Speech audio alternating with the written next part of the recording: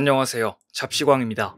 미국이 반도체에 이어 드론 분야에서도 중국을 견제하기 위해 움직이고 있습니다. 이를 위해 미국이 손을 내민 곳은 중국과 국경 분쟁으로 늘 긴장감이 감도는 인도였습니다. 정찰 및 공격 기능을 탑재한 무인 항공기인 드론이 최근 중요한 군사 무기로 떠오르는 가운데 드론 강국인 중국을 견제하기 위해 미국과 인도가 손을 잡고 드론을 공동 제작하기로 한 것입니다.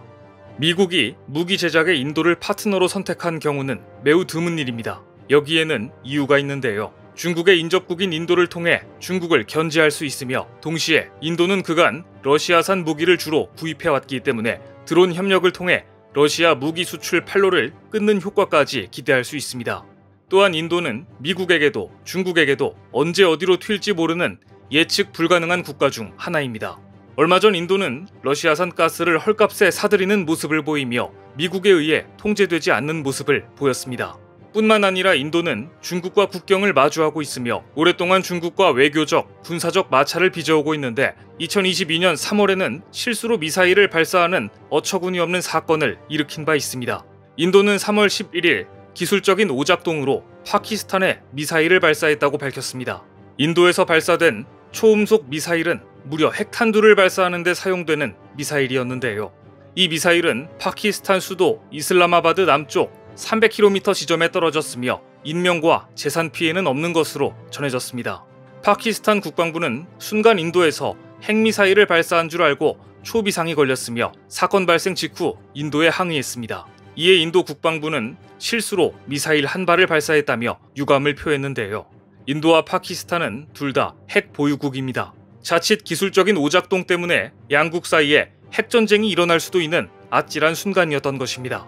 파키스탄은 인도는 심각한 무능력을 보였다. 이 미사일이 정말로 군에 의해 통제는 되고 있는지 아니면 다른 세력에 의해 조종되는지 설명할 필요가 있다고 지적했습니다.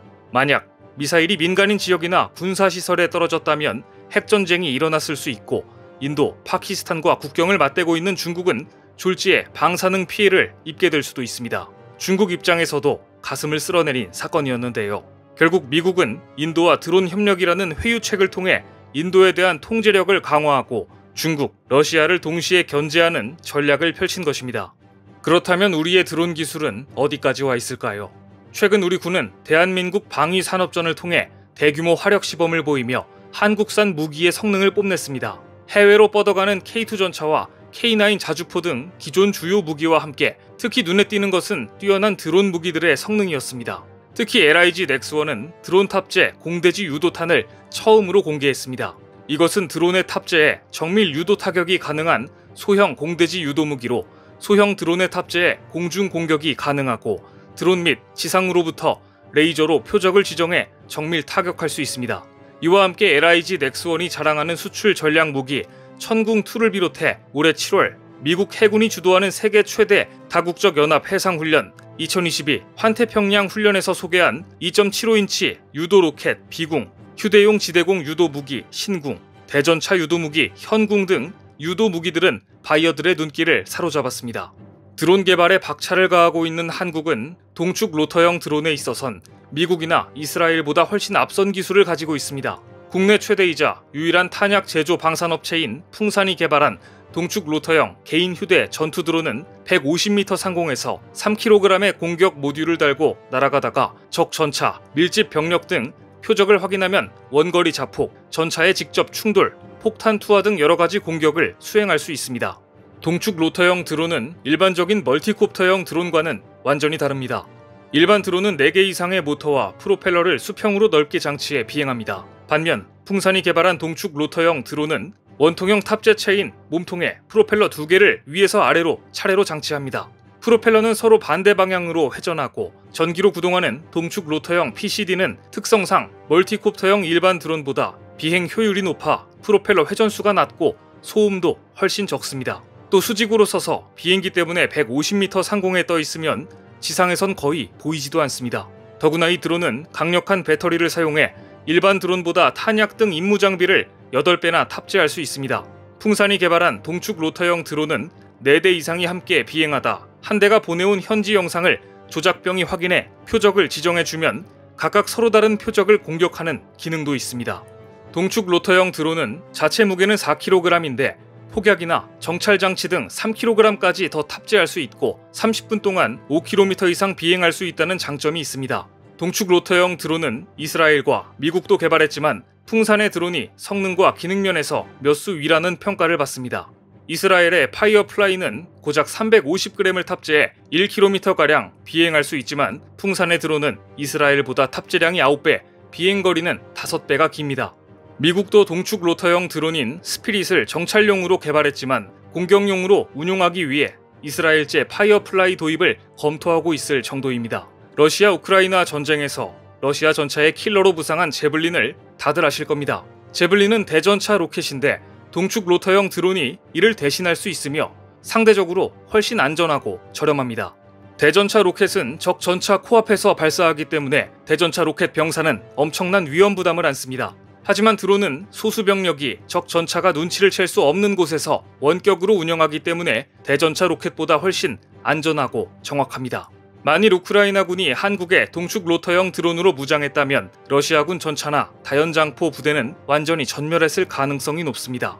이처럼 드론은 그야말로 전장의 판도를 바꾸고 있는데요. 한국은 이러한 드론을 잡기 위한 기술까지도 개발했습니다. 최근 한국의 연구진은 무인 드론을 격추할 수 있는 강력한 레이저 광원을 개발했습니다. 이 레이저는 3kW급 강력한 광섬유 광원으로 날아오는 무인 드론을 근거리에서 격추할 수 있습니다. 한국생산기술연구원은 이 기술을 방산업체 한화에 납품했고 한화는 이 기술을 활용해 앞으로 폭발물 처리기와 대공용 소형 레이저 무기 개발에 활용할 계획입니다.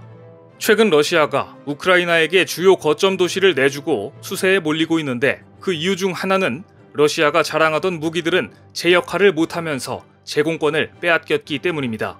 러시아의 지대공 미사일 S-400은 러시아군의 중장거리 미사일 S-300PMU의 개량형으로 미국의 스텔스기에 대응하기 위해 2007년 실전 배치됐습니다. S-400은 러시아의 사드라 불리는데 탄도미사일에서부터 순항미사일, 항공기까지 특히 스텔스기까지 잡는 최고의 대공 방어 시스템으로 그간 러시아의 자랑이었습니다. 러시아가 이 무기를 대량 배치하자 그동안 유지되었던 러시아에 대한 미국의 대공 우위도 사실상 끝난 게 아니냐는 우려까지 나올 정도였습니다. 그런데 이 S-400이 우크라이나에서 제대로 망신을 당하고 있습니다. 미국이 우크라이나에 제공한 하이마스 다연장 로켓을 전혀 방어하지 못한 것입니다. 가격도 하이마스에 비해 100배 가까이 비싼데도 무기력하게 당하고만 있는 것입니다. 우크라이나군은 미국이 제공한 하이마스가 러시아의 S-400 대공 방어 시스템을 뚫고 러시아군의 지휘부를 비롯해 무기 창고 등 주요 군사 목표를 파괴했다고 전했습니다. 그런데 이 소식을 듣고 러시아만큼이나 놀란 나라는 러시아로부터 S-400을 잔뜩 사들여 배치한 중국과 인도였습니다. 사드를 뛰어넘는 시스템을 가지고 있다고 자부하던 중국이었는데 실전 성능을 보니 중국의 하늘은 완전히 오픈돼 있었던 것입니다. 한국은 S-300 기술을 사들여 방공 미사일 시스템을 업그레이드한 뒤 천궁이라 이름 짓고 얼마 전 이 천궁을 아랍에미레이트에 4조 원이나 수출했습니다. 러시아 측 기술진들은 한국이 S-300 기술을 가지고 천궁을 개발하는 모습을 보며 한국의 발전된 기술력에 놀랐다는 후문이 전해집니다. S-300은 탐지 레이더와 추적과 유도 그리고 지휘 차량이 별도로 돼 있어서 각 체계 간 연동이 쉽지 않습니다. 반면에 한국이 개발한 천궁은 훨씬 체계화되어 있고 시스템이 통합되어 이동 및 배치, 실전 대응 능력이 뛰어났기 때문입니다.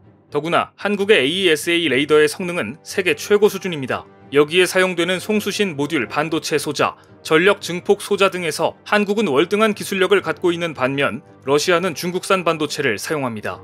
결국 무기 개발 기술은 러시아가 앞섰을지 모르지만 회로 설계 기술과 소프트웨어, 시스템 간 디지털, 데이터 통신 등의 전자기술에서 한국이 러시아보다 우위에 있었던 것입니다. 물론 미사일에 사용되는 로켓 기술은 분명히 러시아가 세계 최고 수준입니다. 하지만 최근 S-400이 미국의 하이마스에 전혀 대응하지 못하고 무용지물이 됐듯 디테일한 전자기술의 차이가 실제 상황에서 결정적으로 작용한다는 점을 알 수 있는 대목입니다.